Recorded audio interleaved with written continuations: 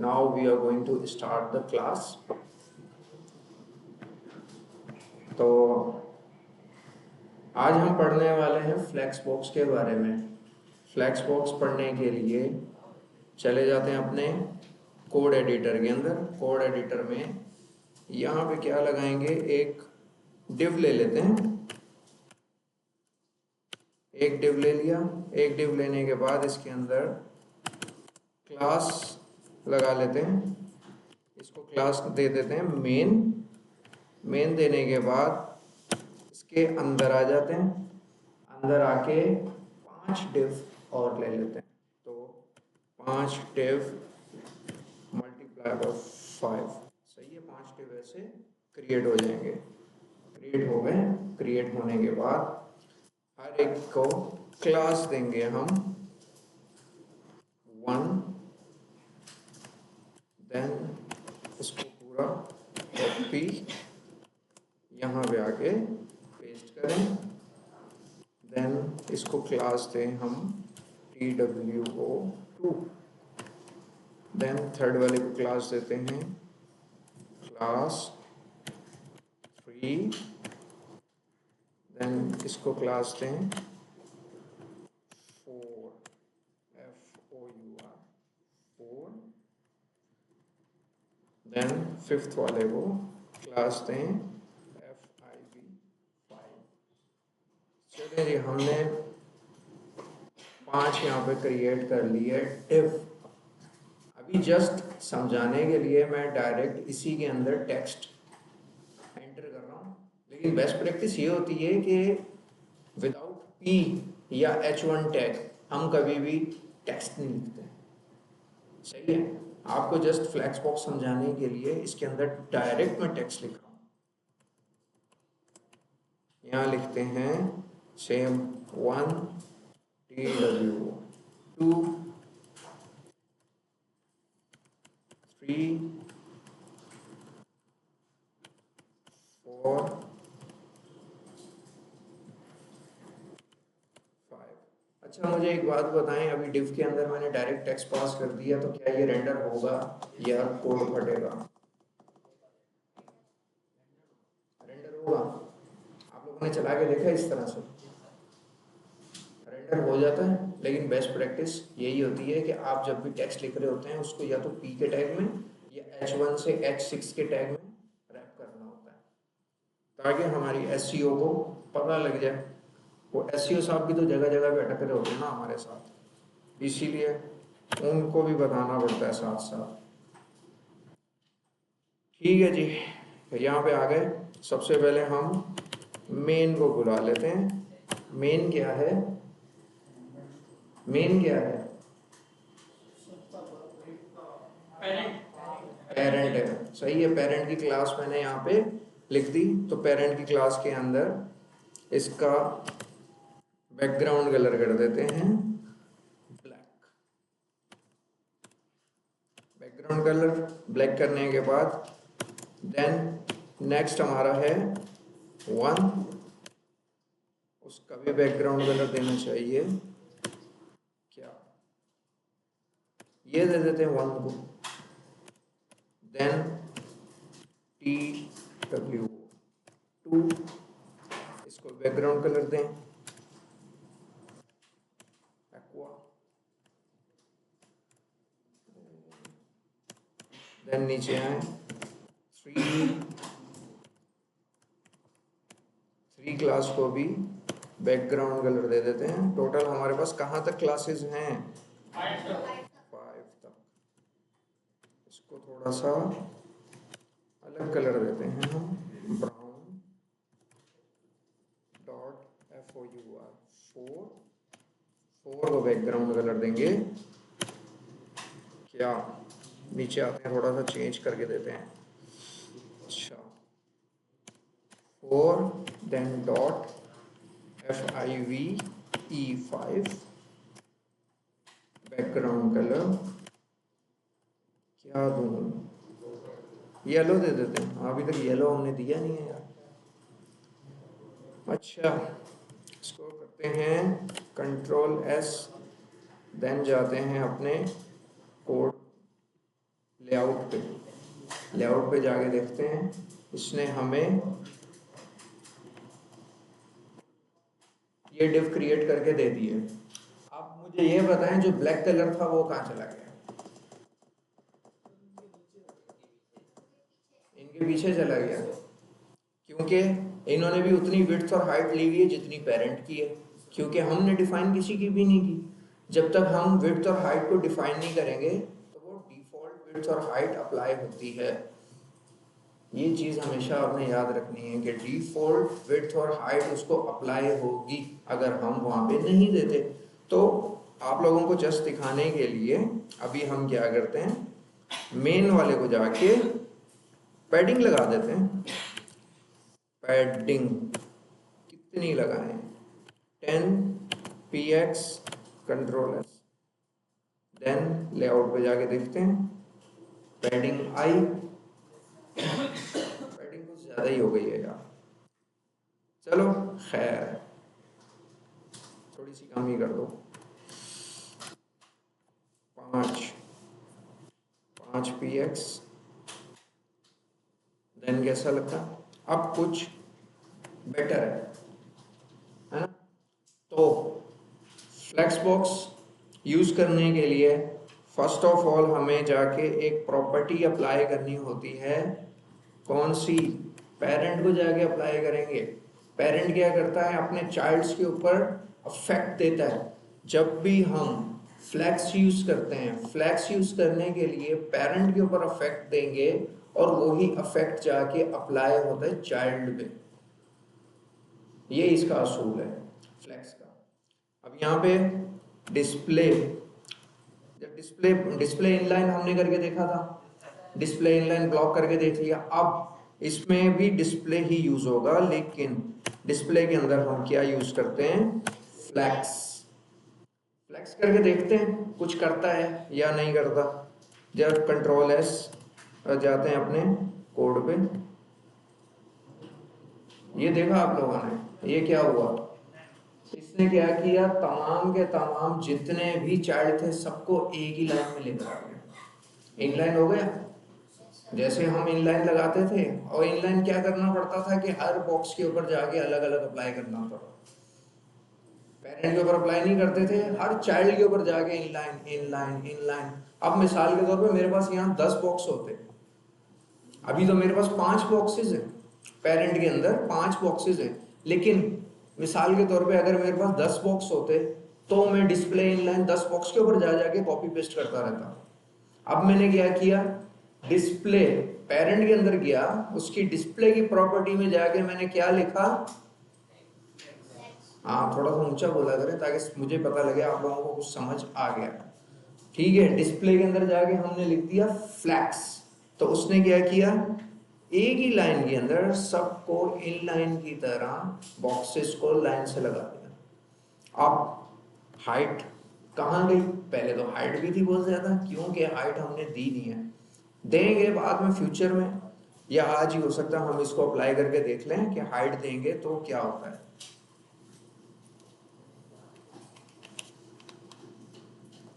अब हम क्या करना चाहते हैं, देखें इसके अंदर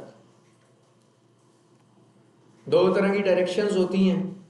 ठीक है, एक होता है फ्लैक्स रॉ और एक होता है फ्लैक्स कॉलम। कोई बता सकता है कि इस टाइम पे जो हमने अप्लाई किया है ये कौन सा है? कॉलम है। डिस्प्ले फ्लेक्स जब भी हम लगाते हैं तो डिफॉल्ट पे वो कॉलम अप्लाई होता है उसके ऊपर। जैसे ही डिस्प्ले फ्लेक्स होगा समझे कि उसने उसको कॉलम डायरेक्शन में कन्वर्ट कर दिया। अब जांच पड़ताल करने के लिए इसके ऊपर लगाकर भी हम देख सकते हैं। यहाँ आते हैं अपने कोड एडिटर के अंदर, डिस्प्ले की डायरेक्शन लगाने के लिए कौन सी प्रॉपर्टी यूज करूंगा, कोई बता सकता है? फ्लेक्स डायरेक्शन, ये देखें जी फ्लेक्स डायरेक्शन। अब ये हमें सजेशन दे रहा है कि कॉलम कर लें, कॉलम रिवर्स कर लें, रॉ कर लें, देन रॉ रिवर्स कर लें। ये ही 4 प्रॉपर्टीज होती हैं, इनके ऊपर आपने स्कोप करना है जब भी फ्लेक्स डायरेक्शन के ऊपर काम कर रहे हैं आप। 4 प्रॉपर्टीज इसके अंदर ऐसी होती हैं फ्लेक्स डायरेक्शन में रॉ, देन रॉ रिवर्स।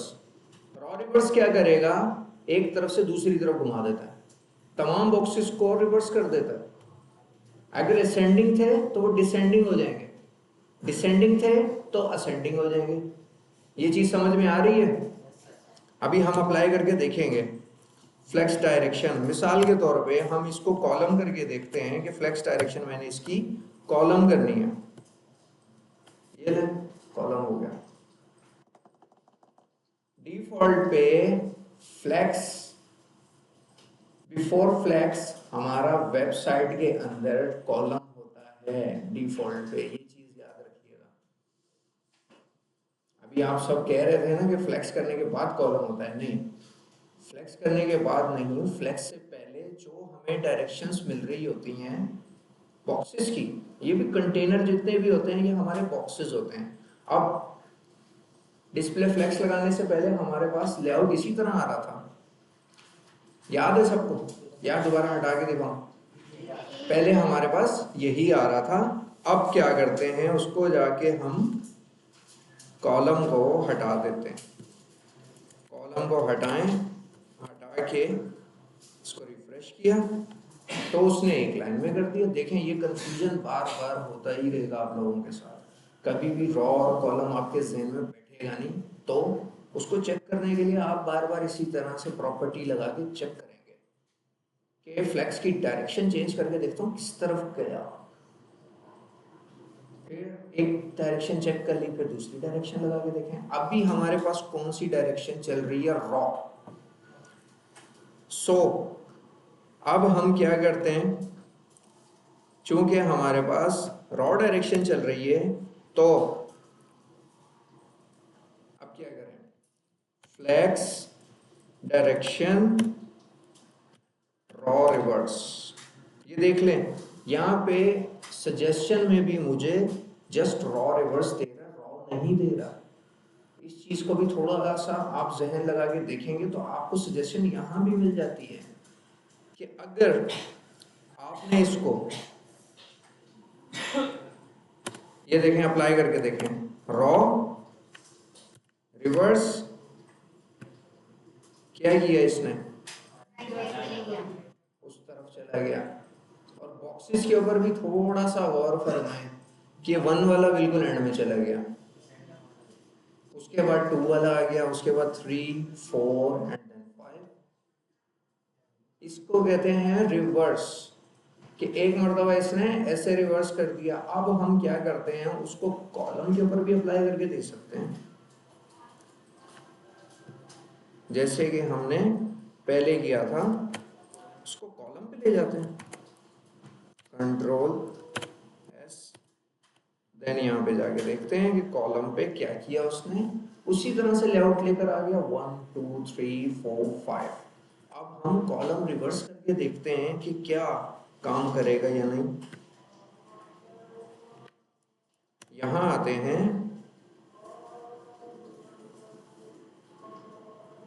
यार अजान हो रही है, अजान के बाद स्टार्ट करते हैं। अच्छा, तो अभी हमारा लेआउट क्या कह रहा है, हमारा लेआउट कह रहा है कि हमारी डायरेक्शन इस वक्त कॉलम पर है और कॉलम बिल्कुल 1 2 3 4 5 यानी कि असेंडिंग ऑर्डर्स के अंदर हमारे कंटेनर इस वक्त शो हो रहे हैं। तो क्या करके देखते हैं जी, कॉलम रिवर्स लगा के देख लेते हैं इसी को। ये देखें ऊपर ही चला गया, जाके मैंने लगाया कॉलम रिवर्स। अब अगेन आते हैं अपने लेआउट पे, उसने हटा दिया, सारा कुछ डिसेंडिंग ऑर्डर में कर दिया। पहले असेंडिंग ऑर्डर आ रहा था, अब सब कुछ हमारा डिसेंडिंग ऑर्डर में हो गया। 5 4 3 2 1 यानी उल्टी गिनती शुरू हो गई। सही है, अक्सर कहते हैं ना उल्टी गिनती शुरू कर दे बेटा, ये उल्टी गिनती यहाँ पे शुरू हो गई है। चलें अब इससे आगे देखते हैं आगे कौन सी प्रॉपर्टी होती है फ्लैक्स बॉक्स में। तो हम क्या करते हैं, इसको रॉ रिवर्स को हटा देते हैं, देन जस्ट फ्लेक्स रहने दें, फ्लेक्स छोड़ के इससे आगे की प्रॉपर्टीज देखते हैं। आगे की प्रॉपर्टीज क्या कहती हैं? तो अब एक और प्रॉपर्टी होती है, मैं चाहता हूं कि इन बॉक्सेस के दरमियान में स्पेस आए। वैसे तो बेसिकली आप लोगों को याद होगा कि इन बॉक्सेस के दरमियान में स्पेस किस चीज से हम क्रिएट कर सकते हैं, बताएं। मार्जिन से सर। वो HTML वाली चीज छोड़ दो, CSS की बात, मार्जिन लेफ्ट से या मार्जिन राइट से।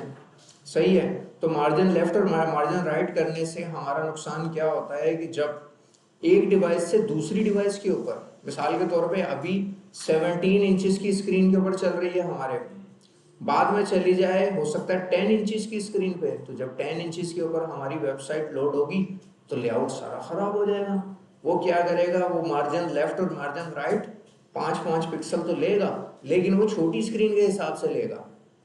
सही है, तो छोटी स्क्रीन के ऊपर जाके जब 5 पिक्सल लिया तो हो सकता है उसका स्पेस बहुत ज्यादा बढ़ जाए, तो हमारा लेआउट खराब हो जाएगा। बाज़ ऐसे सिनेरियोज भी होते हैं हमारा कंटेंट ही गायब हो जाता है। इतना स्पेस मिल जाएगा कि लेफ्ट से स्पेस लिया था और वो राइट साइड से होता हुआ बिल्कुल साइड में घुस जाता है और हमारा लेआउट शो ही नहीं होता। जब आप लोग ज़्यादा लेआउट क्रिएट करेंगे ये सारी डिफिकल्टीज आप लोगों ने फेस करनी है। उसके बाद आप लोगों को ये सारी चीज़ें मालूम हो जाएंगी कि छोटी स्क्रीन पे और बड़ी स्क्रीन का फ़र्क क्या होता है। वो इंस्पेक्ट करके हम 2-3 मरतबा देख भी चुके हैं और आप लोग भी ज़्यादातर इसी तरह इंस्पेक्ट एलिमेंट करके उस चीज़ को देखते हैं। वो उसके लिए हम मज़ीद आगे देखेंगे कि उसके अंदर हमने रिस्पॉन्सिवनेस कैसे चेक करनी होती है। तो अब हम आए यहाँ पे, यहाँ आके डिस्प्ले फ्लेक्स हमने यूज़ कर लिया। एक और प्रॉपर्टी होती है हमारे पास, अलाइन आइटम सेंटर।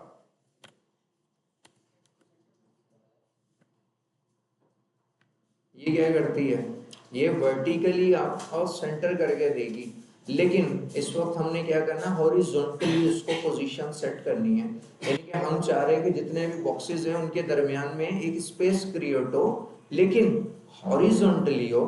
तो हॉरिजॉन्टली स्पेस क्रिएट करने के लिए हमारे पास कौन सी प्रॉपर्टी काम करेगी?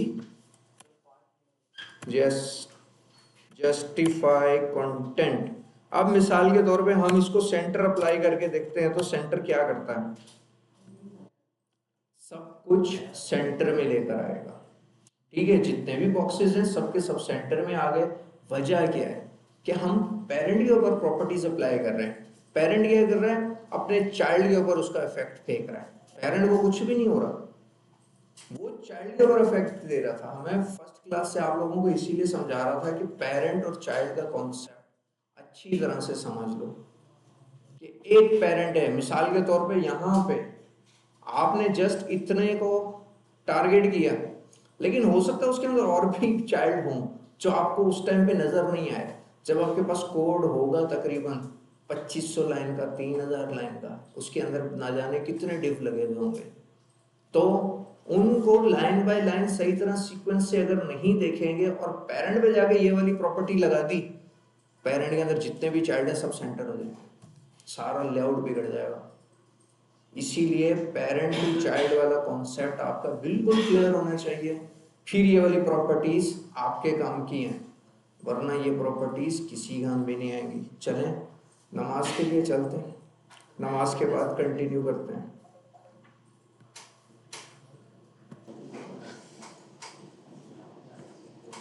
अच्छा, तो अभी हमने जो प्रॉपर्टी लगा के चेक की है वो कौन सी थी, जो एक ही लाइन में लेकर आए, डिस्प्ले फ्लैक्स। देन अब हम उसको अगर, अब एक चीज आपने जहन में रखनी है और साथ में लिखिएगा भी जरूर, लिखे बगैर आपके जहन में नहीं बैठेगी क्योंकि वो हमारी बुक में मौजूद नहीं है फ्लैक्स बॉक्स। जब डिस्प्ले फ्लैक्स किया, इसने क्या किया, डायरेक्शन रॉ कर दी उसकी, ऐसा ही हुआ, डायरेक्शन उसने रॉ कर दी। जब रॉ डायरेक्शन चल रही हो, जस्टिफाई कंटेंट हमेशा हॉरिजॉन्टली काम करेगा। लिखें जी, बेटा उसको एलसीडी को ऑन कर दें।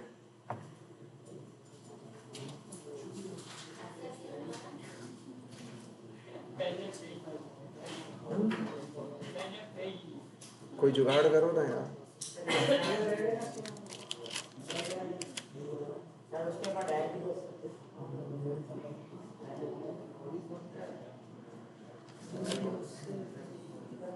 पेपर नहीं है यार, देखो रिसेप्शन से ले आओगे पेपर उठा के। क्या बताया मैंने ये बताया डिस्प्ले फ्लेक्स करते हैं, डिस्प्ले फ्लेक्स करने पे वो उसकी डायरेक्शन रॉ में चेंज करता है। मेरी बात गौर से सुन लें, दोबारा नहीं बताऊंगा। डिस्प्ले फ्लेक्स जब करते हैं तो वो हमारी डायरेक्शन रॉ में सेट कर देता है, और जब हमारी डायरेक्शन रॉ होती है तो जस्टिफाई कंटेंट हॉरिजॉन्टली वर्क करता है। ये चीज लिखने की है। इसके बाद अब एक मर्तबा हमने डिस्प्ले फ्लेक्स किया तो वो डिफॉल्ट पे क्या करता है, हमारी डायरेक्शन रॉ में सेट कर देता है, लेकिन हमें रॉ डायरेक्शन नहीं चाहिए। तो तब हम क्या करते हैं, डिस्प्ले फ्लेक्स लगाने के बाद फ्लेक्स डायरेक्शन कॉलम कर देते हैं। ऐसा भी सिनेरियो आएगा, अभी हमने लगा के देख लिया ना, जैसे हमने यहां पे अभी अप्लाई करके देखा, अप्लाई किया था तो कॉलम देन कॉलम रिवर्स भी लगा के देखा। अब जब कॉलम कर देंगे, कॉलम करने के बाद जस्टिफाई कंटेंट वर्टिकली काम करेगा। हाँ करता हूं, इसीलिए कह रहा था गौर से सुने। जब डिस्प्ले फ्लेक्स कर देते हैं, डिस्प्ले फ्लेक्स करने के बाद हमारी फ्लेक्स की डायरेक्शन रॉ डायरेक्शन में चेंज हो जाती है। आफ्टर इट जब रॉ डायरेक्शन लगी हुई हो तो जस्टिफाई कंटेंट हमारा हॉरिजॉन्टली वर्क करता है। अब हमें रॉ डायरेक्शन नहीं चाहिए, हमें चाहिए कॉलम, लेकिन डिस्प्ले फ्लेक्स लगाना भी जरूरी है, क्योंकि हम फ्लेक्स बॉक्स जब यूज कर रहे हैं तो डिस्प्ले फ्लेक्स लिखे बगैर काम नहीं करता। जब तक डिस्प्ले की प्रॉपर्टी को फ्लेक्स नहीं देंगे, हमारा फ्लेक्स की कोई भी प्रॉपर्टी काम नहीं करेगी। देन अब मैंने एक मर्तबा फ्लेक्स लिख के उसकी डायरेक्शन रॉ तो कर दी, लेकिन अब मुझे रॉ नहीं चाहिए, डिफॉल्ट पे रॉ मिल रही है मुझे, लेकिन अब मैं क्या करूंगा, फ्लेक्स डायरेक्शन कॉलम कर दूंगा उसको। अब इन दिस केस ये देखें, यहाँ पे अगेन हम लगा के इसको देख लेते हैं। इसको जस्टिफाई कंटेंट को भी एक मर्तबा कमेंट आउट करते हैं। कमेंट आउट करने के बाद देखते हैं क्या हुआ। पहले यानी कि स्टार्ट में ले गया हमारे बॉक्सेस को और असेंडिंग ऑर्डर में चल रहा है। इसने क्या किया, हमारी डायरेक्शन रॉ साइड में सेट कर दी, लेकिन अब हम चाह रहे हैं कि हमें रॉ नहीं चाहिए, हमें तो कॉलम चाहिए। तो कॉलम करने के लिए क्या करेंगे, फ्लेक्स डायरेक्शन कॉलम, कॉलम कर दिया। कॉलम करके देखते हैं तो हमारी डायरेक्शन उसने चेंज कर दी। अब फ्लेक्स लगाना जरूरी था, क्योंकि फ्लेक्स की प्रॉपर्टीज यूज करनी है, तो जब तक डिस्प्ले फ्लेक्स नहीं लगाएंगे वो काम नहीं करेगी। लेकिन डिस्प्ले फ्लेक्स लगाने के बाद उसने एक ही लाइन में कर दिया था, हमें एक लाइन में नहीं चाहिए, हमें क्या चाहिए, इसी तरह का कंटेंट चाहिए, लेकिन हमने फ्लेक्स यूज करना है। सो इन दिस कंसर्न हमने क्या किया, दोबारा से उसकी डायरेक्शन चेंज कर दी कि भाई कॉलम ही रहने दो, लेकिन फ्लेक्स में यूज करूंगा। इसी पर्पस के लिए तो हमने फ्लेक्स की प्रॉपर्टी लगाई है कि हम फ्लेक्स को यूज कर सकें। तो अब क्या हुआ, कॉलम डायरेक्शन आ चुकी है। कॉलम डायरेक्शन में जस्टिफाई कंटेंट किस तरफ काम करेगा, ये चीज देखनी है हमने। तो इसको अनकमेंट किया, अनकमेंट करने के बाद यहां पे आते हैं, कुछ भी नहीं हुआ, कुछ भी नहीं हुआ। इसकी वजह क्या है, इसकी वजह यह है कि हमने उसको हाइट नहीं दी। अभी कितनी हाइट उसने ली हुई है, जितनी हमारी इन ऑल डिव्स की ऑलरेडी है। तो कॉलम की डायरेक्शन में जब हमने movement from top to bottom करवानी हो या सेंटर करनी हो, तो हमें हाइट देनी जरूरी है। अब हम इसके ऊपर हाइट अप्लाई करके देखते हैं। किसके ऊपर हाइट अप्लाई करेंगे, एक मरतबा मुझे बता कर दे। मेन के ऊपर, सही है। मेन के ऊपर जाके हम विड्थ तो लगाने की जरूरत नहीं है, विड्थ काम कर रही है हमारी। हाइट इसको दे देते हैं कितनी, 2px देकर देखते हैं कितनी लगती है इसको।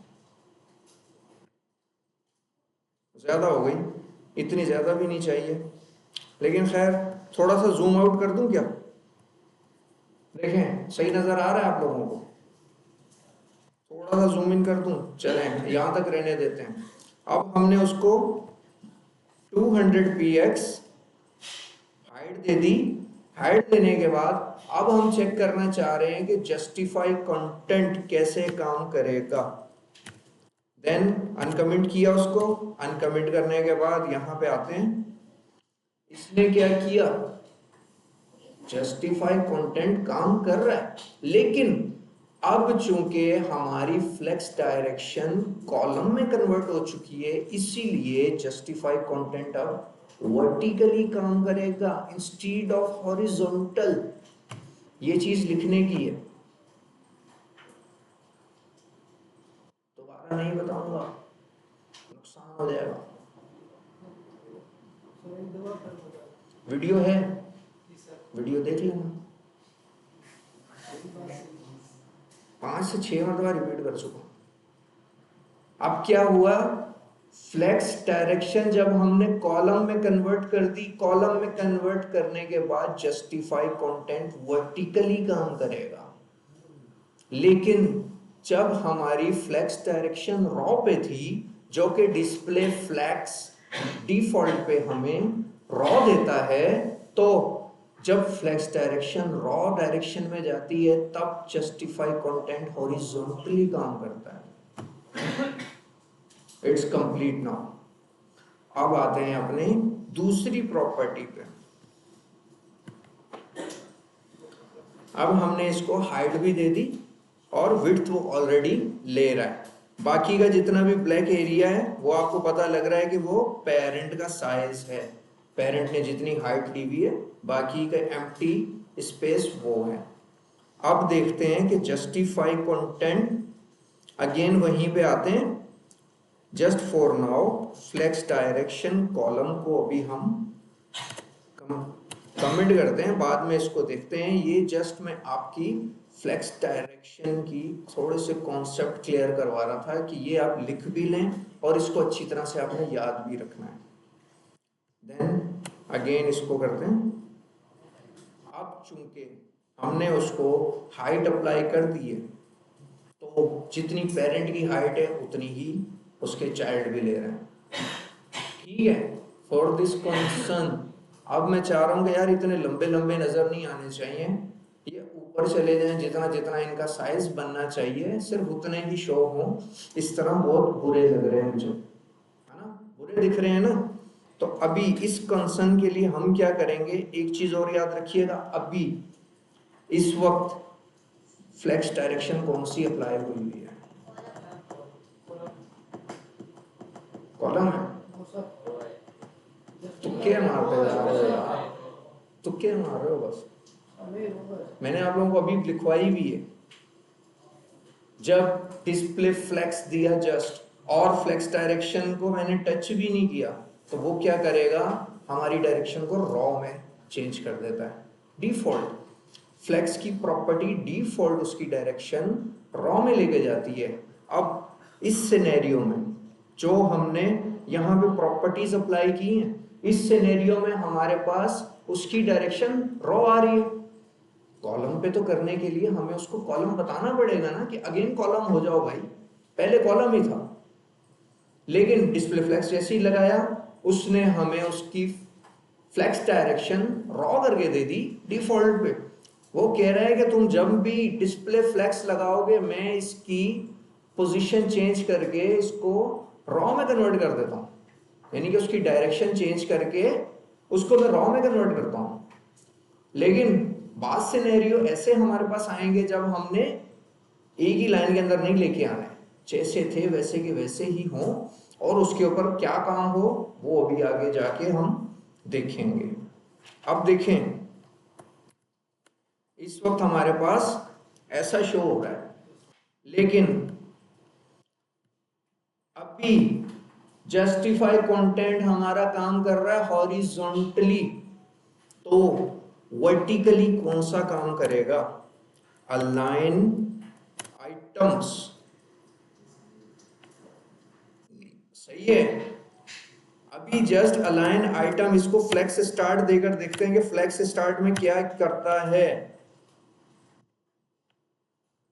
ये देखें, चेंज नजर आया आपको? उसने क्या किया? अब जब ये भी सिनेरियो बड़ा समझने का है, इसको सही से दिल लगा के समझिएगा, दिमाग चलाना है। अलाइन आइटम क्या कहता है?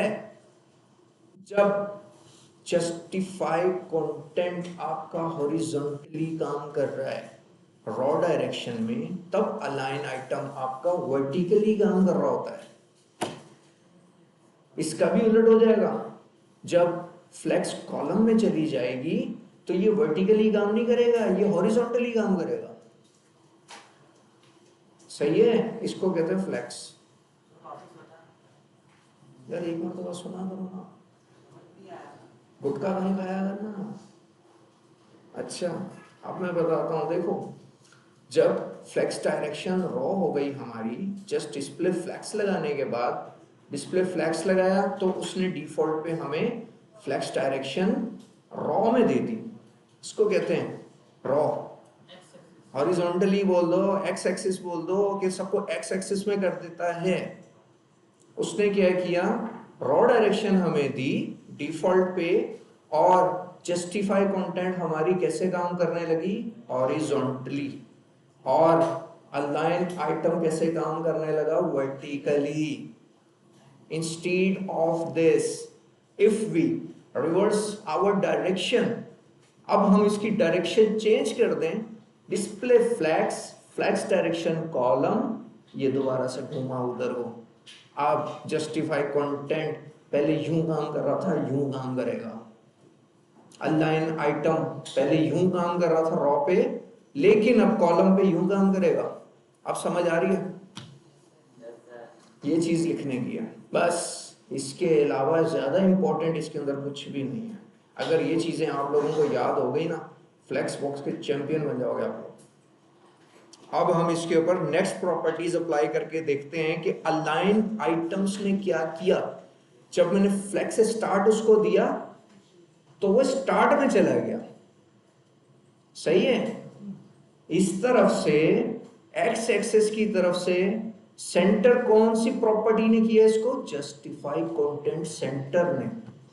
लेकिन साथ में मैंने उसके वो भी अप्लाई की, अलाइन आइटम्स। कौन सा? Flex start. अगर देखें जरा प्रॉपर्टीज की तरफ, यहां पे इसको दिया फ्लेक्स स्टार्ट। अलाइन आइटम्स के अंदर हमने क्या दिया? Flex start. Instead of this, हम इसको फ्लेक्स स्टार्ट नहीं देते। फ्लेक्स स्टार्ट देने के बजाय हम इसको देंगे अलाइन आइटम फ्लेक्स एंड। किधर गया यार? ऊपर है। फ्लेक्स एंड देकर देखते हैं क्या करता है। नीचे आ जाएगा। ये चीज समझने की थी। अब कुछ कुछ दिमाग खुला है ना। अब ये नीचे को आ गया, तो अब समझ आ गई हमें कि अलाइन आइटम वर्टिकली काम कर रहा है। जब हम स्टार्ट करेंगे तो बिल्कुल स्टार्ट में चले जाएगा। कहां पे स्टार्ट में चले जाएगा? जहां पे पेरेंट का स्टार्ट हो रहा है, क्योंकि इसने रहना अपने बाप के पास ही है। जहां पे पेरेंट का स्टार्ट हुआ है, छोटा बच्चा जाहिर सी बात है ज्यादा बाप के पास ही रहता है ना। नहीं, बाप ज्यादा चॉकलेटें वगैरह दिलाता है यार, आइसक्रीम वगैरह बाप ही खिलाता है। इसीलिए जब बाप घर पे जाता है ना, बच्चे उसी के पीछे होते हैं, माँ को भूल जाते हैं। मारता भी बाप ही, सही बात। मैं नहीं मारता, मेरी वाइफ मारती है। अच्छा चलो, अब मैं आपको बताता हूं नेक्स्ट प्रॉपर्टी हमने इसके ऊपर कौन सी अप्लाई करके देखनी है। For just now align item को अभी थोड़ा साइड पे रखते हैं, समझ में तो आ गया आपको। अलाइन आइटम को कर देते हैं कमेंट। कमेंट करने के बाद जस्ट इसी के साथ खेलने की कोशिश करते हैं यार। जस्टिफाई कंटेंट सेंटर आपने देख लिया, हॉरिजॉन्टली सेंटर में लेकर गया उसको, लेकिन मैं चाहता हूं कि मैं अपने बॉक्सेस को सेंटर में ना करूं। सॉरी, इसको सेव नहीं किया। सेव करने के बाद आ जाना, टाइम वेस्ट हो रहा है। कंट्रोल एस करने के बाद दोबारा से वहीं का वहीं चला गया। अलाइन आइटम नहीं दिया हुआ, सो इस वजह से वहीं का वहीं चला गया। अभी हम क्या करते हैं, जस्टिफाई कंटेंट की प्रॉपर्टी एक और अप्लाई करके देखते हैं। मैं चाहता हूं कि हर बॉक्स के दरमियान में स्पेस आ जाए फ्रॉम वन टू अनदर। जितने भी ये भाई हैं, सारे 5 भाई हैं, ये सारे इस तरह से खड़े हो जाएं कि सबके दरमियान में इक्वल स्पेस हो। स्पेस बिटवीन, ये चीज। अभी यहां पे आते हैं, ये लो, उसने स्पेस बिटवीन अप्लाई कर दिया। स्पेस बिटवीन अप्लाई कर दिया। ये लंबे लंबे बुरे लग रहे हैं यार। अलाइन आइटम एक मरतबा इसके ऊपर स्टार्ट वाला अप्लाई कर ही देते ताकि ये अपनी जगह पे आए हुए अच्छे लगे।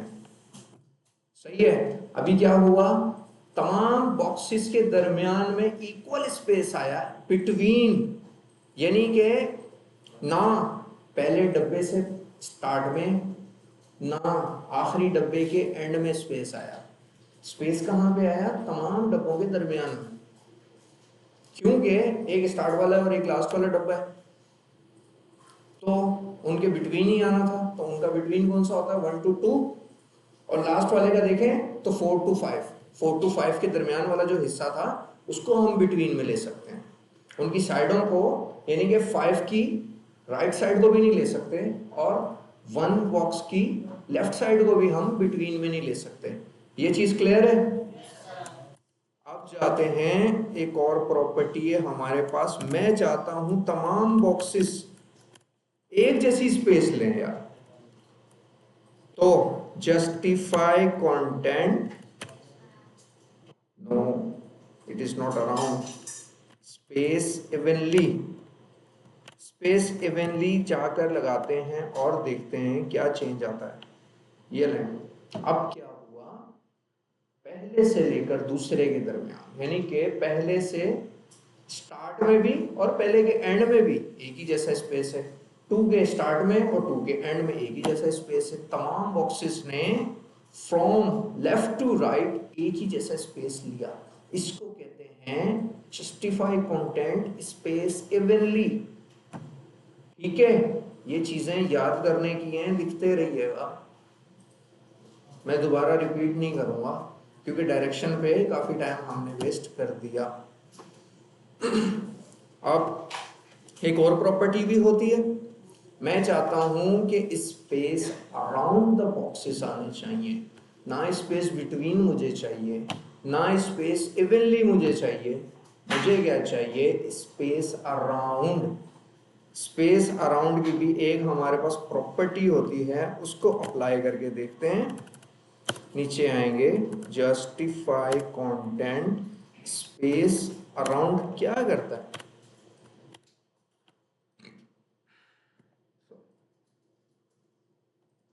ये चीज समझ में आई। इसने जस्ट स्पेस अराउंड लिया है, ना ये स्पेस इवनली अप्लाई कर रहा है, ना ये स्पेस बिटवीन कर रहा है। अब इसने क्या किया, स्टार्ट से और एंड से थोड़ा सा स्पेस लेकर उसके दरमियान से एक जैसा स्पेस दिया। इसको कहते हैं स्पेस अराउंड। तो हमारी जस्टिफाई कंटेंट की प्रॉपर्टीज हो गई कंप्लीट। सबको समझ में आया। इसको कहते हैं फ्लेक्स बॉक्स। अब हम देखते हैं एक और चीज, मिसाल के तौर पे स्पेस अराउंड लगा रहने दें। स्पेस अराउंड लगाने के साथ साथ मैं क्या चाहता हूँ, फ्लेक्स स्टार्ट नहीं चाहिए, फ्लेक्स स्टार्ट नहीं चाहिए, मुझे कौन सा वाला चाहिए, इसको भी नीचे ले आओ ताकि एक साथ चलती रहें प्रॉपर्टीज। फ्लेक्स जस्टिफाई आइटम यहाँ से भी ले सकते हैं, सेंटर, सेंटर लेने के बाद कंट्रोल एस करते हैं, कंट्रोल एस करने के बाद देखते हैं क्या हुआ, समझ में आया।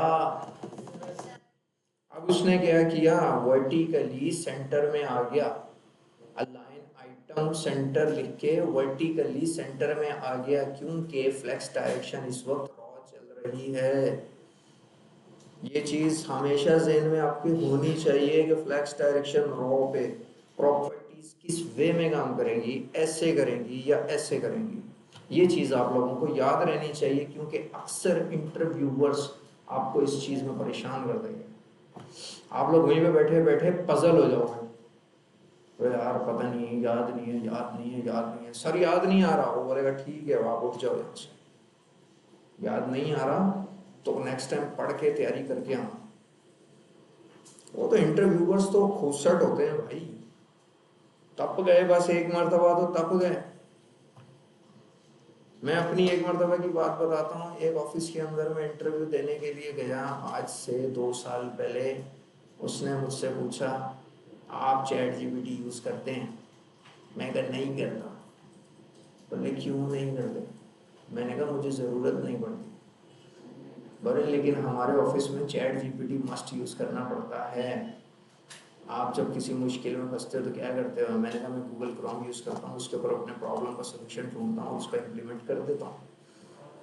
Now you can leave from my office. ठीक है, अगर चले जाते हैं। उन लोगों को चाहिए तो चैट जीपीटी वाले डेवलपर, आजकल का दौर है भाई, चैट जीपीटी मस्ट यूज करना ही करना है। वो क्या कहते हैं कि पहले का डेवलपर अपनी अक्ल से और अपने दिमाग से काम करता था, लेकिन वो काम करता था 4 घंटे में, जीपीटी काम करवाता है 10 मिनट में। अब ऑफिस वालों को वही बंदा चाहिए जो 10 मिनट में काम निपटा दे। अब उनको दिमाग वाला बंदा नहीं चाहिए, अब उनको जीपीटी वाला बंदा चाहिए। तो हम उन लोगों में से थे जब हमारे उस्ताद और हमारे सीनियर हमें जीपीटी को हाथ भी नहीं लगाने देते थे, बोलते थे जीपीटी को तो देखना भी नहीं है। लेकिन जब ऑफिस में गए इंटरव्यू देने के लिए तो वहां पे पता लगा कि जीपीटी ही चलाना है।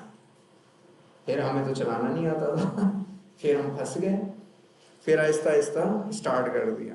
तो आप लोग भी देख लेना कि यार अगर आप लोग इस तरह की किसी भी प्रॉपर्टी में मेरी वीडियो देखने के बावजूद भी फंसते हो ना, तो जीपीटी से पूछ लेना, कोई मसला नहीं है। फिर भी ना समझ आए तो मैं बैठा हुआ हूं ना, बिल्कुल भी नहीं बताऊंगा आप लोगों को। सही है, चले। अब अलाइन आइटम सेंटर करके देख लिया हमने कि वर्टिकली वो सेंटर में आ जाता है।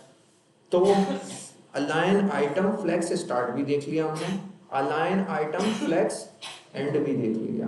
तो अलाइन आइटम भी हमारा हुआ फिनिश, जस्टिफाई कंटेंट भी हमारा हो गया फिनिश। अब क्या करते हैं, फॉर अदर कंसर्न इसको एज इट इज कॉपी करते हैं और इसको कमेंट करूं या नहीं, छोड़ो यार ऐसे ही रहने देते हैं।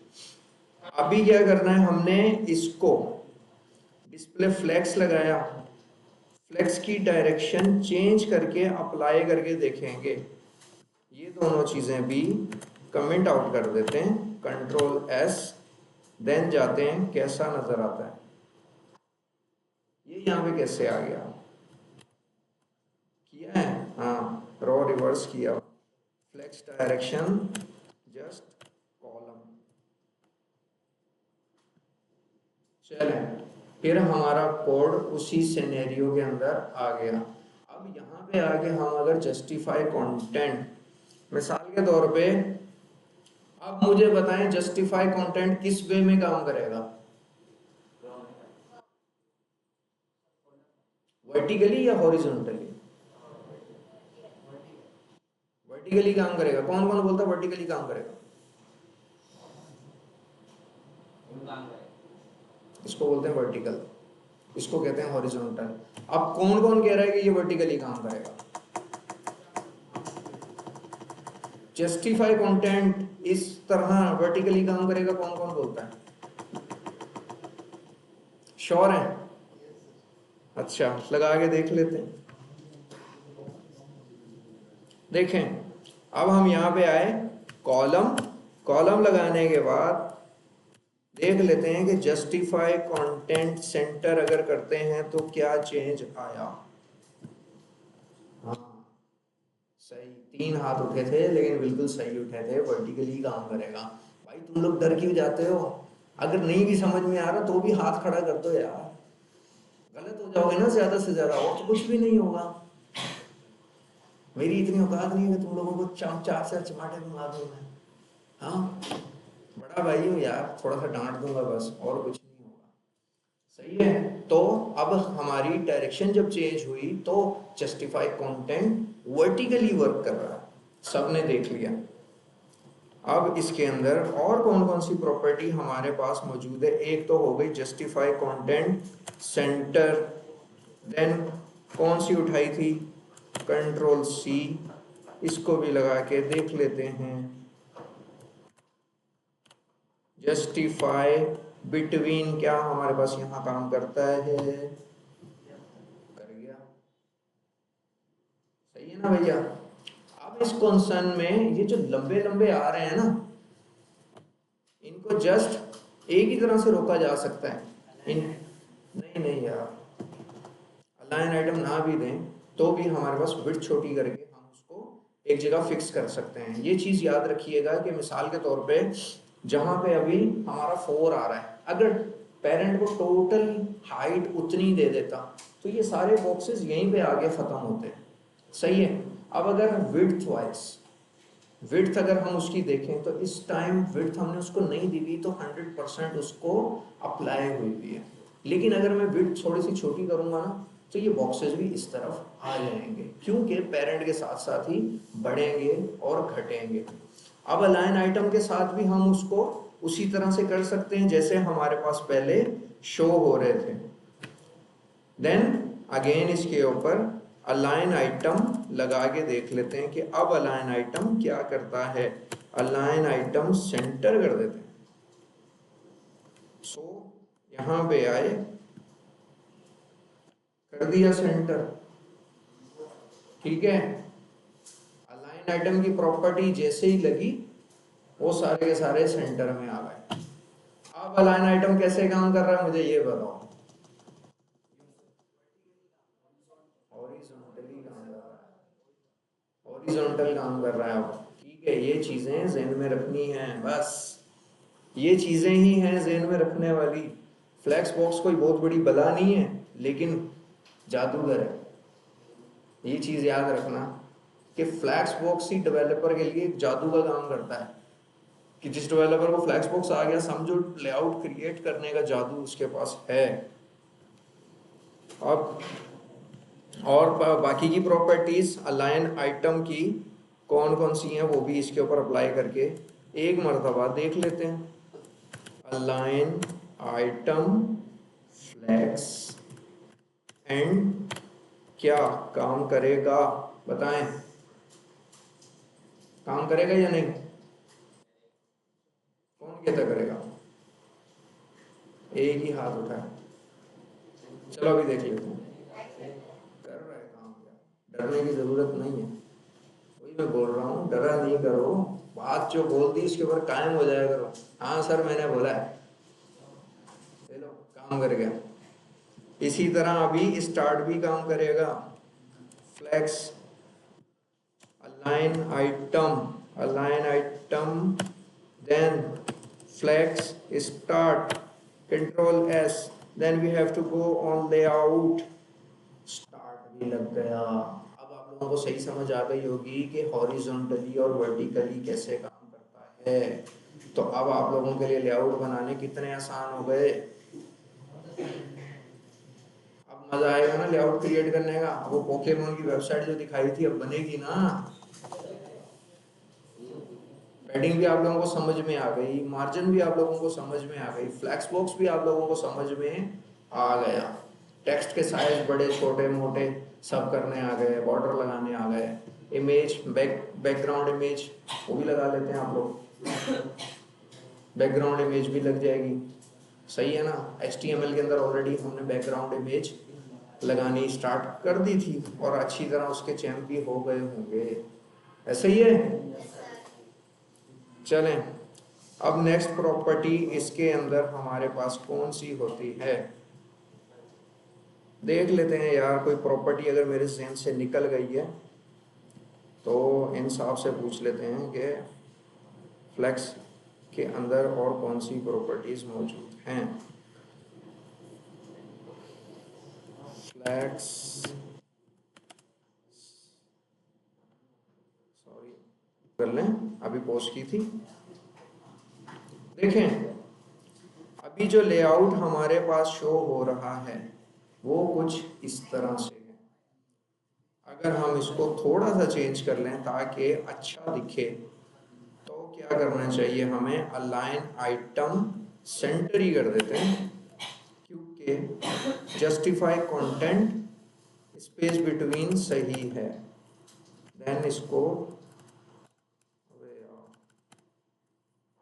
सेंटर, सेंटर करने के बाद कंट्रोल S, देन अपना लेआउट चेक करते हैं तो यहाँ पे सेंटर आ चुका है।